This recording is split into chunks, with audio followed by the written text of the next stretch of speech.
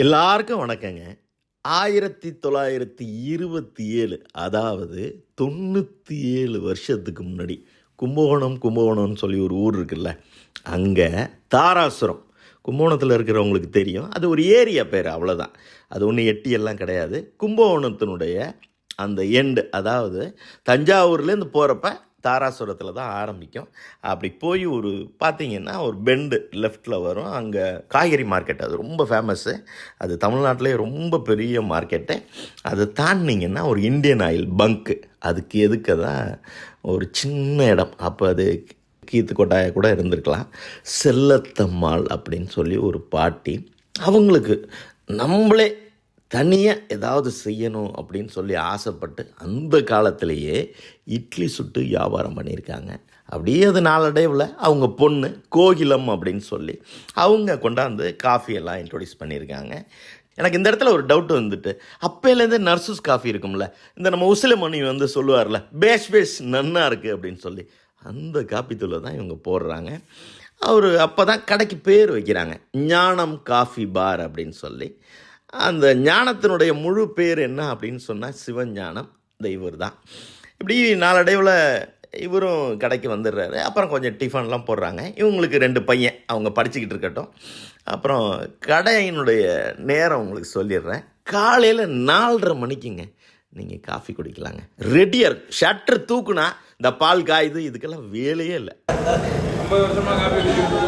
கொண்டாந்து டம்ளரில் அந்த நுரையோட, என்னமோ சர்ஃப் எக்ஸல் போட்ட மாதிரி தான் இருக்கும் அந்த நுரை, அப்படியே கொண்டாந்து அங்கே வைப்பாங்க. அப்படியே குடிச்சிங்கன்னா ஒரு காஃபியெல்லாம் பத்தாது. இவங்க யூஸ் பண்ணுற பால் இருக்குல்ல, எல்லாமே கறவை பால்னு சொல்லுவாங்கள்ல, அப்படியே பால்காரர் வந்துக்கிட்டே இருக்காங்க.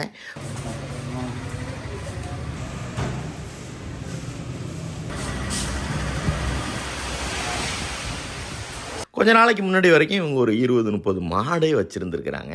அந்த பால்காரர் வரைக்கும் வடிகட்டி வச்சுருக்கணும். வடிகட்டி தான் பால் உள்ளே வருது. டிகாஷன்லாம் நல்லா பெரிய ஃபில்டரில் தான் போடுறாங்க. அதை எடுத்து, இல்லை ஒரு பெரிய தவளை அதில் எடுத்து ஊற்றுறாங்க. ஒரு சென்டிமெண்ட்டாக அப்படி தான் எனக்கு அது தோணுச்சு. இந்த செல்லத்தம்மாள் இல்லாட்டி கோகிலம் இருக்காங்கல்ல, அந்த அம்மாலாம் யூஸ் பண்ண ஒரு அழகான பித்தளை ஒரு குடம், அதில் தான் டிகாஷன் எடுத்து அவங்க ஊற்றிக்கிறாங்க. அப்புறம் எடுத்து ஒவ்வொரு காஃபியாக போடுறாங்க.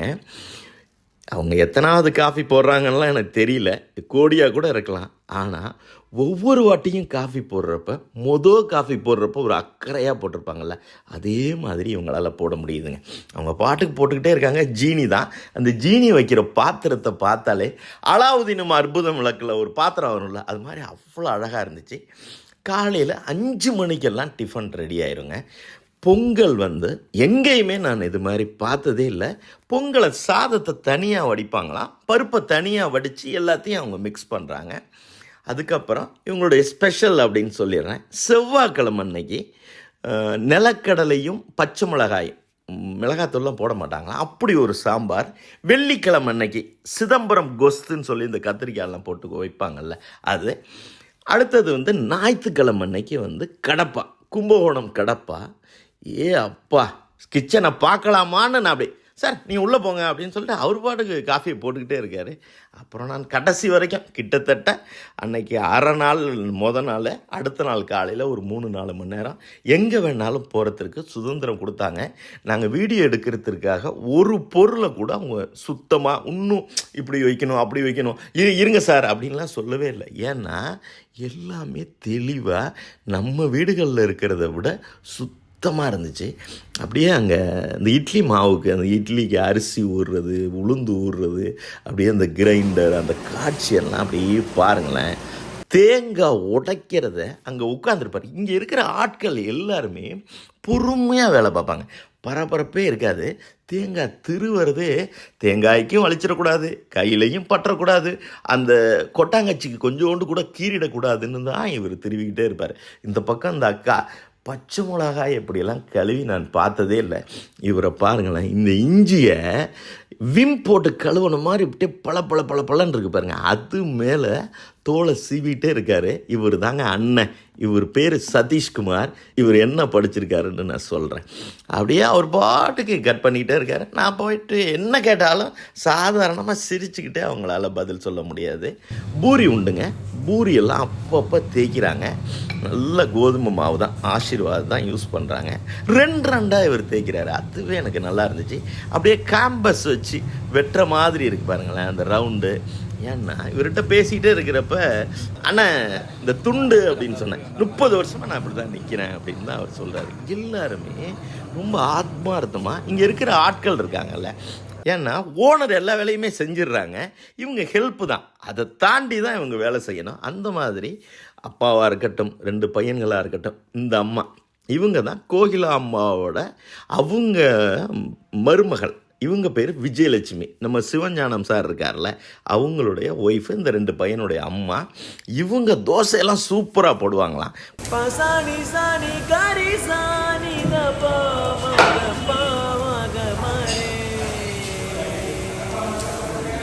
பசானி சாணி சரி சாணி மக பாமக மாரே.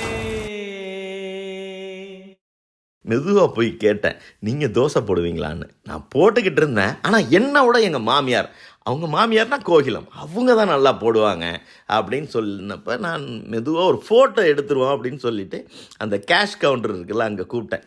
இல்லை நம்ம ஏரியா இவ்வளோ தான் அப்படின்னு சொல்லி கிச்சனை தாண்டி வரவே இல்லைங்க. எனக்கு அதுவே ரொம்ப பிடிச்சிருந்துச்சு. அப்படி இந்த பக்கம் பார்சல் கட்டிக்கிட்டே இருக்காங்க. நான் நாளே போயிட்டேன். அங்கே சப்பாத்தி, அப்படியே அந்த சப்பாத்தி அந்த கல்லில் வாட்டுறப்பயே இந்த பரோட்டா அப்படியே ஒரு கலர் மெரூன் கலர் வரும்ல, இந்த மாதிரி உப்பிக்கிட்டே இருந்துச்சு. ஒரு வாளியில் ஒரு தக்காளியும் வெங்காயமும் வதக்கி ஒன்று இருந்துச்சு. இது என்னன்னு கேட்டேன். இதுதான் சார் நமக்கு சப்பாத்திக்கு கொடுப்போம். இப்போயே ஒரு குட்டி தகவல் சொல்லிட்டேங்க. தலைகீழ நின்னாலும் நீங்கள் வாங்குகிற தோசைக்கு இந்த கொஞ்சோண்டு தக்காளியை அவங்க வைக்கிறதே இல்லை, இந்த வெங்காயத்தை வைக்கவே மாட்டாங்க. அப்படி கேட்டால் என்னமோ எப்படி சொல்லலாம், அப்படி ஒரு பாடி லாங்குவேஜை வச்சுக்கிட்டு, இல்லை சார் நம்ம அந்த சப்பாத்திக்கு தான் சார் கொடுக்கறது, வேறு எதுக்கும் கொடுக்கறது இல்லை சார் அப்படின்னு அவர் கேட்குறப்ப ஏண்டா நம்ம கேட்டோங்கிற மாதிரி இருக்கும். என்னுடைய நண்பர் ஒருத்தர், அவர் தான் அந்த வீடியோவை சொல்லி விட்டார். அவருக்கு வைக்க சொன்னேன். அப்போ தான் இந்த காட்சியை பார்த்தா அவர் சிரித்தார். அப்பயே இல்லைண்ணா வேணாண்ணா எனக்கு சாம்பாரே போகிறோம் அப்படின்னாரு. அப்புறம் இந்த நடந்துச்சு. அந்த ஓனரே இல்லைண்ணா நம்ம சப்பாத்திக்கு தானே இதை கொடுப்போம் அப்படின்னு சொன்னப்போ தான் அந்த சிரிப்புக்கு எனக்கு அர்த்தம் புரிஞ்சிச்சு. அவர் பேர் அன்சாரி. அவர் தான் எனக்கு இந்த ஹோட்டலே சொன்னார். கடப்பை மொதல் நாள் சாயங்காலம் 5:30 மணிக்கு ஆரம்பிக்கிறாங்கங்க. அப்படியே அந்த இஞ்சி, அந்த பச்சை மிளகா, அந்த பூண்டு எல்லாத்தையும் உரித்து அதை அரைக்கிற காட்சி எல்லாம் பார்த்தீங்கன்னா, எடிட்டர் சார் கொஞ்சம் அப்படியே எல்லாத்தையும் ஒரு மியூசிக்கோட காட்டிடுங்களேன், நான் எதையாவது விட்டுருவேன். பசானி சாணி காரி சாணி மக பாமக மாரே பசானி சாணி சரி சாணி மக பாமக மாரே பசானி சாணி காரி சாணி மக பாமக மாரே. இந்த காட்சி உங்களுக்கு ரொம்ப முக்கியம். ஏன்னா ஜிபே கிடையாது. இலையை தயவு செஞ்சு நீங்களே எடுத்துருங்க, தயவு செஞ்சு டிப்ஸ் கொடுத்துடாதீங்க. இந்த மாதிரி நிறைய சின்ன சின்ன விஷயங்கள் இந்த ஹோட்டலில் இருக்குது. காலையில் அண்ணனும் தம்பியோடையும் தாங்க நான் சாப்பிட்டேன். தனித்தனியாக அவங்க சாப்பிட்றாங்க. சாப்பிட்டுட்டு அப்படியே டைமிங்காக இடம் மாறிக்கிறாங்க. அதெல்லாம் ரொம்ப நல்லா இருந்துச்சு. 3 பூரி தாங்க வச்சு கடப்பா 3 கரண்டி தான். விஜயலட்சுமி அம்மா கண்ணுன்னு வச்சிடுறேன்னு நினைக்காதீங்க. இந்த ஹோட்டல்காரங்கெல்லாம் வீட்டில் தனியாக சாப்பிடுவாங்கன்னு தான் எனக்கு தோணும்.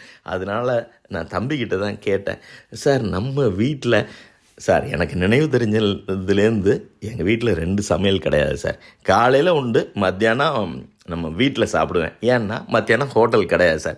நம்ம கடை 10 மணியோடு முடிஞ்சிடும். திருப்பி 3:30 மணிக்கு ஆரம்பிப்போம் சார், ராத்திரி 9 மணி. அதனால் எங்கள் வீட்டில் 2 சமையல் கிடையாது சார்.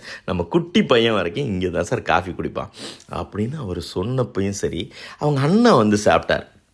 அந்த தோசை அவர் தாங்க அந்த கடப்பா வச்சார். கிட்டத்தட்ட ஒரு 4-5 மணி நேரம் அதை ப்ரிப்பேர் பண்ணார். அந்த கடப்பா ஊற்றி அவர் சாப்பிட்றப்ப தான் தெரிஞ்சிச்சு. அவர்கிட்ட கேட்டேன், ஏன் சார் ஒரு பிரான்ச்சு ஒன்று போட்டுறக்கூடாதா அப்படின்னு சொல்லி. அப்படி சிரிச்சுக்கிட்டே இப்படி தான் பதில் சொன்னார், இல்லை சார் அது சரியாக வராது சார். இப்போ நீங்கள் ஏதாவது ஒரு குறை ஒன்று சொன்னீங்கன்னா இல்லை சார், சான்ஸே இல்லை அப்படின்னு நான் சொல்ல முடியும். ஏன்னா நானே செய்கிறேன், நானே சர்வ் பண்ணுறேன். ஒரு பிரான்ச்சுன்னு போட்டு அதில் நீங்கள் ஏதாவது சொன்னீங்கன்னா நான் யோசிக்கணும். இல்லை சார் இப்படி நடந்திருக்கலான்னு நான் சொல்லி தடுமாறணும். அது எனக்கு வேண்டாம் சார். ஏன் சார் இருட்டுக்கடை அல்வாவுக்கு என்ன சார் பிரான்ச்சா சார் இருக்குது அப்படின்னு அவர் சொல்லிவிட்டு அவர் பாட்டுக்கு போயிட்டே இருக்கார். இவர் தாங்க அண்ணன். இவர் என்ன படிச்சிருக்காரு தெரியுமா? எம்பிஏ படிச்சிருக்காரு. அந்த காஃபி போட்டுக்கிட்டு இருக்காருல தெய்வமேன்னு அவ்வளோ பேருக்கும் அவர் பிஹெச்டி படிச்சிருக்காருங்க. திடீர்னு ஒரு 4-5 பேர் வெள்ளை சட்டை போட்டுட்டு கரவேட்டி சொல்லலாம், ஒன்றும் தப்பு இல்லை. வந்த உடனே இவர் தனியாக பால் காய்ச்சினார். மாட்டிக்கிட்டார் அன்னைக்கு அப்படின்னு சொல்லிட்டு தான் பக்கத்துலேயே நின்று அண்ணா எனக்கும் இதில் கொஞ்சோண்டு காஃபி வேணும் அப்படின்னா பெரிய ரியாக்ஷன்லாம் காட்டவே இல்லைங்க. அப்புறம் காஃபி அவங்களுக்கு கொஞ்சம் லேட்டாக தான் போணுச்சு. அந்த 4 பேருக்கும் கொடுத்துட்டு எனக்கு ஒரு 1/2 டம்ளர் காஃபி கொடுத்தாரு. நான் அவரை பார்த்ததுக்கு என்ன அர்த்தம் அப்படின்னா, நீங்களும் அதான் யோசிச்சிருப்பீங்க, தனியாக திக்கா பால் அப்படின்னு தானே நீங்களும் யோசிக்கிறேன். நானும் அதாங்க நினச்சிட்டேன். சாரி சார், அவர் பேர் பிரவீன்குமார். அவர்கிட்ட நம்ம பெரிய சாரி கேட்டுப்போம். அதெல்லாம் கிடையாதுங்க.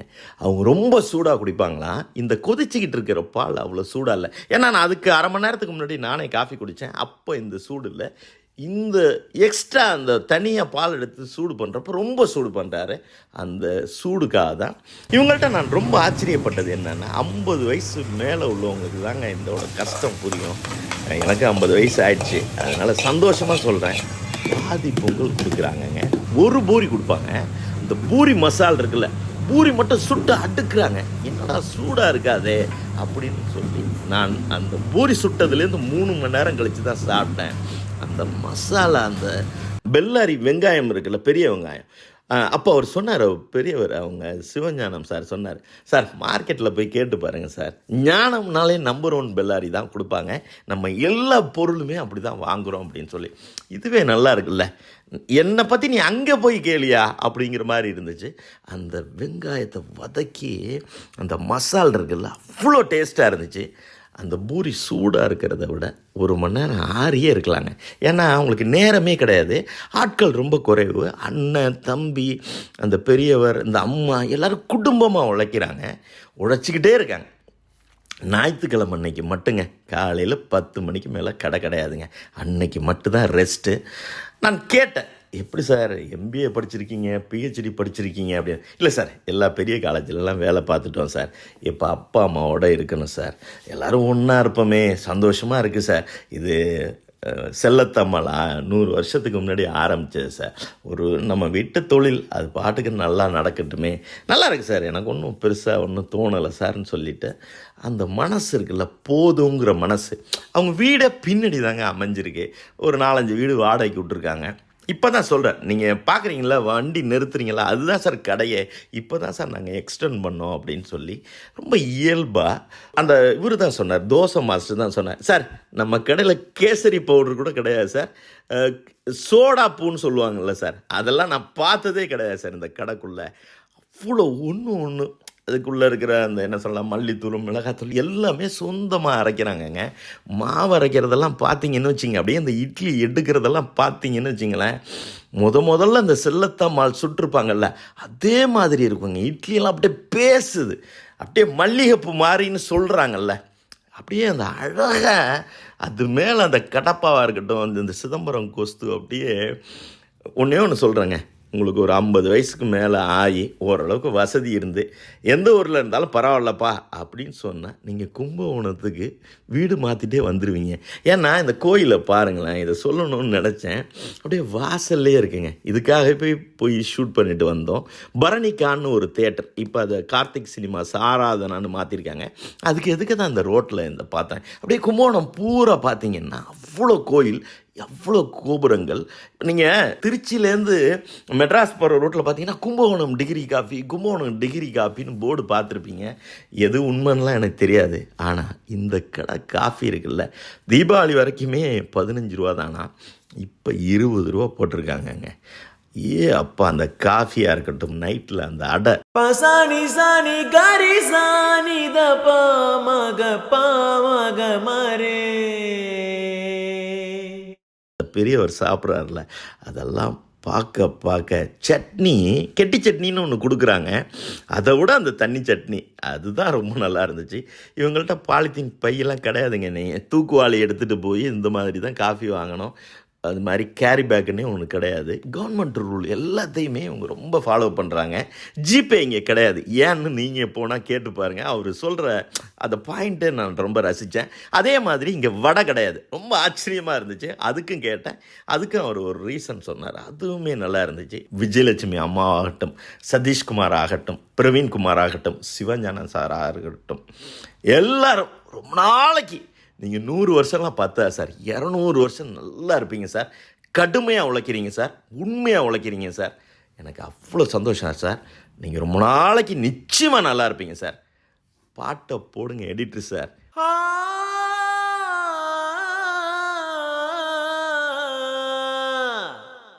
உண்மையா உழைக்கிற நமக்கு எல்லா நன்மைகளும் நாடி வந்து கூடுதடா.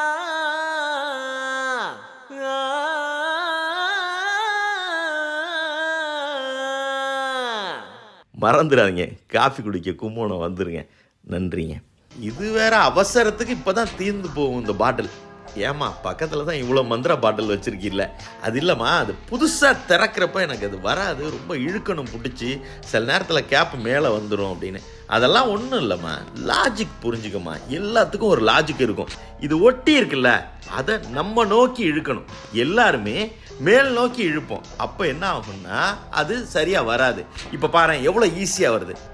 ஆமாம், இவ்வளோ ஈஸியாக வருது. எனக்கு இவ்வளோ நாள் இது தெரியாது.